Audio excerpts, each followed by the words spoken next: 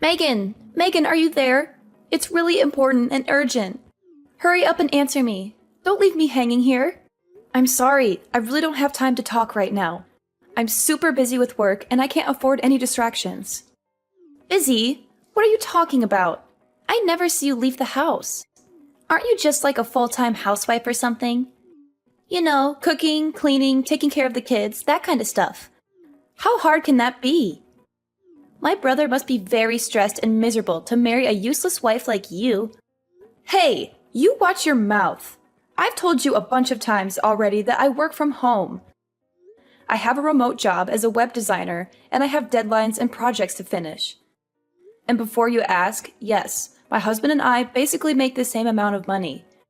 We both have successful careers, and we're both very happy with our arrangement. Well, 1, who said I was going to ask? And 2, I really doubt that. I mean, isn't he a manager at some Fortune 500 company or something like that? Are you really trying to say that you make the same amount as someone with that kind of prestigious and high-paying job? Well, if that's true, then you guys must be really swimming in money over there, huh? Man, you better be lying or something, because I am so jealous right now if that's true. How about sharing a little bit of that with me? I wouldn't mind a weekly allowance, you know. Just a small token of your generosity. What are you talking about? Does that have anything at all to do with why you messaged me in the first place? You said you needed to talk to me about something important and urgent. What is it? Oh, come on. Don't change the subject. I know you got more money than you know what to do with. Why can't I have some too? You're my sister-in-law after all. You should help me out when I'm in need. Maybe because the money we have, we worked really hard to earn. We didn't just get lucky or inherit it from someone. We studied hard, got good grades, went to college, got degrees, applied for jobs, worked our way up the ladder, and saved up for our future. We didn't spend it on frivolous things or waste it on bad habits. We made smart choices and we're proud of them. I mean, I know you had that part-time job for a little bit while you were in high school, but have you ever even had a job after that? That's what I'm saying. That's why I need money, because I don't have a job and I don't want one either. They're boring and stressful and they take up all your time and energy. Besides, my boyfriend and I want to travel somewhere and we need money to do that. We want to see the world and have fun and enjoy life while we're young and beautiful. Then do what we did. Find a job, work hard, save up, and then you can go on your trip. That's how most people do it. Are you serious? But that's so lame. I could never do something as uncool as that. Are you calling having a job uncool? It's not that I disagree with you, but I really worry for your future if that's how you think of working. How are you going to support yourself when your boyfriend dumps you or when your parents stop giving you money? Well, duh. That's because I'm just going to marry rich and never have to worry about any kind of lame stuff like that. That's my dream and my plan. And don't worry about my boyfriend dumping me or my parents cutting me off. They love me too much to do that. What? Is that really your plan? Just marry rich? Has it ever occurred to you that someone that rich might want someone just as motivated to work and succeed? What? And are you trying to say that I'm not that kind of person or something? Are you trying to insult me or hurt my feelings? Because if you are, then you're doing a terrible job at it. Well, I know you don't have a job, and I'm pretty sure you never do any kind of housework either, so... And you're cooking. Well, remember what happened last time you tried to make something for the family, right? We all just ended up ordering takeout after one bite. You said you wouldn't bring that up. That's not fair. And remember that healthy dish you tried to make that one time? It was that stew that you just dumped a whole bottle of vinegar and that terrible health powder into? Oh man, that was a classic. But anyways, I guess my point was to say that you probably don't cook much around the house either. You probably just order food or eat out all the time. It wasn't the whole bottle, you know. Besides, we'll just hire a maid for all those kinds of things, so problem solved. Yes, you're very clever. Alright, well, do what you want, I suppose. Anyways, I have to deal with some clients, so I can't text anymore. See ya. That's fine. I was going to head over to your place to hang out anyways. What? You mean, like right now? I'm sorry, but I have a couple of friends coming over tonight. Let's hang out another day, okay? Oh, don't worry. I don't mind. They won't bother me at all. That's not what I was worried about. I'm the one who's going to be bothered. You always crash my parties and make everything awkward and annoying. Do you remember the last time you went to my house while my friends were here? You made fun of our hobbies and interests and acted like you're better than us, which caused trouble and drama and ruined the mood for everyone. I already said it'll be fine. See you in a little bit. Flora, where are you right now? Where I am is none of your business. You're my sister-in-law, not my mother. It's not your duty to keep tabs on me and monitor my every move. I don't have time to argue with you. Tell me the truth. Did you sneak into my driveway and take the Ferrari that was parked there for a joyride? I need to know right now. Answer me. What's the big fuss? Why are you freaking out? It's no big deal. My boyfriend and I just thought it would be fun to take it for a little spin, that's all. What? A spin, huh? Yep, the wind and sun just feel amazing. We didn't do anything wrong. We just wanted to have some fun. And where, may I ask, did you get the keys for that car? Well, when I was leaving your place, I saw the key case lying there in a bag, and I just kind of helped myself. I thought you wouldn't mind if I borrowed it for a while. You wouldn't even notice if one was missing. You just rummaged through a bag you found at my place? It wasn't some random bag, it was yours. And I figured since we were sisters, what's yours is mine kind of thing, you know? Sharing is caring and all that. Flora, that bag wasn't mine. I don't own a bag like that. Oh, really? Oh well, I guess it doesn't really matter exactly whose bag it was. I mean, who could even worry about the small details like that when the keys to a Ferrari are sitting right there in front of you? It's like fate or something. Well, you better start worrying about them. Anyways, my boyfriend and I wanted to pretend honeymoon, so that's why we took it. We'll be back in a few days. You took that car so you two could go have a pretend honeymoon? That's what I said. And this guy says he goes to Harvard, so, you know, he'll be set for life. Maybe we'll even get married for real one day. Of course, if that were the case, then we could go abroad for our honeymoon, of course. I can picture it now, globe-trotting from one fancy hotel to the other with my new husband. It sounds dreamy, doesn't it? And now we're getting to practice that in this Ferrari. I would have never guessed this would be happening to me in 1,000 years. Today might be the day I ask him what he thinks about, you know, tying the knot. Stop talking about your fake honeymoon and return that car right now. Yuck. Chill out. Flora, this isn't a game. I am being serious. Don't let things go too far. Why are you always trying to spoil my fun, huh? How come you never told me you owned such a cool car? Why did I just find out about this today? Flora, the car isn't mine. Wait, are you serious? It's not your car? No, it belongs to one of my friends who was at my place when you came over. You're not talking about the one really poor-looking lady, are you? That lady is not poor in the slightest. Well, if she really was rich enough to afford this car, then how come she wasn't wearing any expensive clothes or anything when I was there, huh? Because she's just the type of person who likes to spend money on cars and not clothes.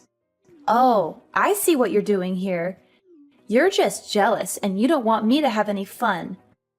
I get that you didn't want to lend the car out, but there is no need to lie to me about who really owns it. Oh my God. I literally cannot deal with you right now. Just bring the car back now, okay? Sorry, we already hit the freeway. I think it's a little late for that now. The freeway? Just where are you planning on taking it? Don't worry about it. Daniel is a great driver. It'll all be okay. Has he ever even driven a sports car like that before? Nope, he says it's his first time. And you took it on the freeway? I know. Isn't it so cool? Just bring that car back now, okay? How many times do I have to say this isn't my car? Why are you so stubborn? Nah, we're good. After all, we need to use this car to get around on our fake honeymoon. This isn't a game, Flora. I'm being serious. Oh, and one more thing. I borrowed your credit card. Hold on a second. You did what? Yeah, I borrowed your credit card. Why didn't you tell me about that either? I didn't know you were a black card holder. I thought they only gave those out to celebrities and famous people and stuff. You must be really rich and successful, huh? What do you mean, black card? I don't have a black card. It's bad to keep lying to your sister-in-law like this, you know? You should be more honest and generous with me. After all, we're family, right? Wait, I am being serious. Do you have a problem with reading comprehension? That card is not mine. It belongs to someone else. Anyways, we'll be taking both your card and your car for our little escapade. We already stopped to get lots of clothes and other supplies for our trip with the card. And of course, we spared no expense and got all branded stuff. I think we've already spent like 20 grand or something. You've spent $20,000 using that card already? Yeah, and it doesn't seem like we're even scraping the limits of what this card can do. Who knew you could do so much with a black card? Man, you are persistent. Look, Megan, I'm trying to enjoy my fake honeymoon here, so I'm going to block you until we get back. Flora, you better not! Too late. Bye-bye.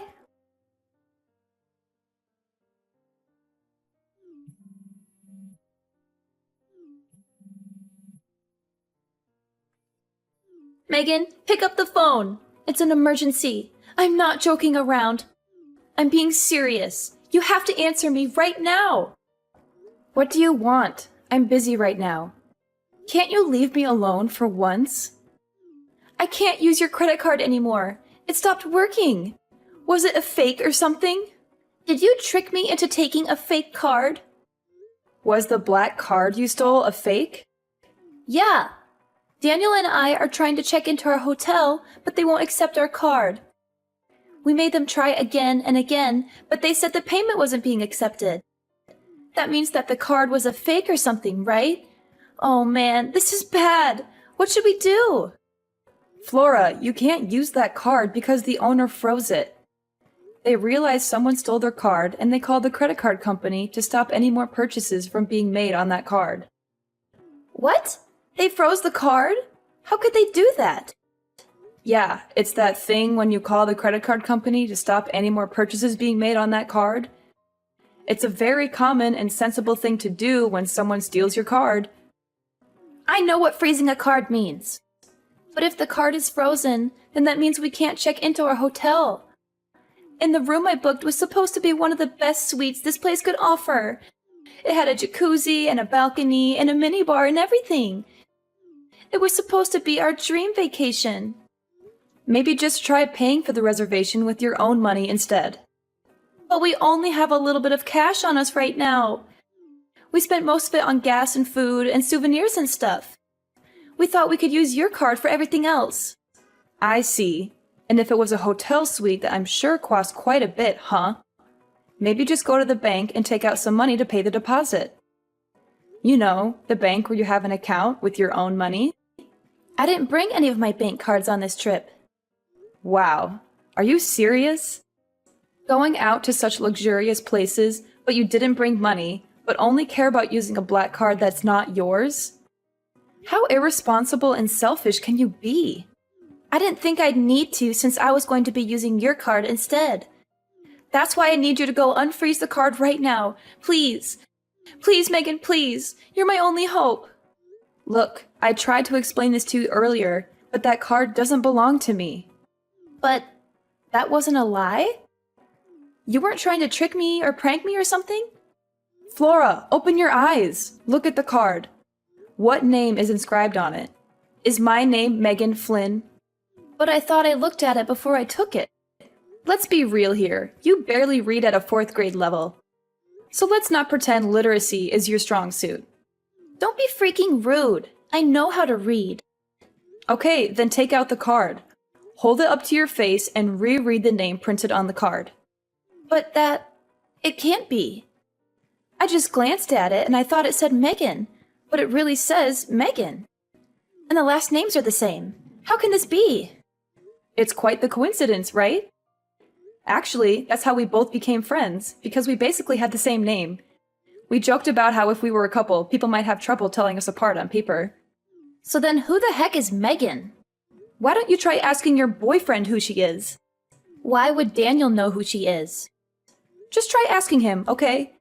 Maybe he'll tell you something interesting. What the heck? When I asked him about Megan, he took the car keys right out of my hand and ran out the door. He didn't even say anything. He just looked at me with this guilty expression and bolted. He left me here alone with no money and no car and no hotel room. Well, that's too bad. Maybe you should have thought twice before stealing someone else's card and car. And you should have been more careful about who you trust. Hey Flora, were you able to catch Daniel in the end? Did you find out why he ran away from you like that? Well, you could say that. But the truth is that he just crashed the Ferrari. What do you mean he crashed it? How did that happen? Did he get chased by the cops or something? Right as he was trying to make his getaway, he got carried away, slammed on the pedal, and drove right into the parking lot fence. The front of the car has a little dent, but at least Daniel was totally fine. He didn't get hurt or anything. Do you realize what you've just done? What's the big deal? I just do not get you. I mean, just take it to the mechanic and it'll be fine, right? You're always freaking out over the tiniest stuff. It literally drives me crazy. You can't control my life. Look, I'm glad that your boyfriend was okay? But this is not just some little mistake. This is a huge mess. Besides, have you even figured out just why your boyfriend panicked and tried to run when you asked him about Megan? Oh, actually, now that you mention it, I forgot to in all the excitement. But anyways, can't you just tell me what's up? Why are you being so secretive and mysterious? Daniel is Megan's younger brother. He's a what? I never knew that. How come he never told me? Do you remember that one time, I can't recall exactly when, but there was this dinner party I was going to that you weren't invited to, but snuck in anyways? Well, that's where you first met Daniel, right? What does that have to do with anything? Wait, was that place Daniel's sister's house? Yes, it was. Anyways, maybe you've heard from Daniel, but Megan and him have a pretty strange relationship. So that's probably why he flipped out when you told him that the cards you've just borrowed actually belonged to his older sister, Megan. So that means that the car also belongs to Megan? Yes, that's what I've been trying to tell you. The car and the card are both hers. Come again? Okay, I'll try to explain everything from the top one more time. Neither the Ferrari you were driving nor the black credit card you were using belong to me. Both of those things that I just listed above belong to Megan. Wait, so then her own little brother doesn't even know what kind of car she drives? Well, she just picked up the car about 3 days ago or something. I'm not sure Daniel ever knew she owned it to begin with. At least that's what Megan is telling me right now. Megan is there with you? Yep. And is she mad at all? I would describe her as very mad, actually. And after using her card to buy $20,000 worth of crap, on top of all the fees you'll have to pay to take the car into a specialist who deals with imported cars, you're probably looking at about $100,000 in damages, at least. $100,000? And that would be the low end of how much you might owe at the end of this. That is why Megan has just been furious since this morning, really. I mean, who knows what she'll do to you both when you get back. Honestly, she's had a pretty scary face all day. It's starting to creep me out. I'd be worried. It's that bad, huh? Seems that way, yes. And one more thing. What else could you possibly have after all that? Well, we got a call from the hotel you two were just trying to check in at. The hotel called you? What did they want to talk about? Well, Megan's husband actually manages a resort company, and it turns out he's pretty close with the owner of that hotel. So he got a call right away when someone using his wife's card showed up. Wait, what are you getting at? What are you going to say next? I'm getting there.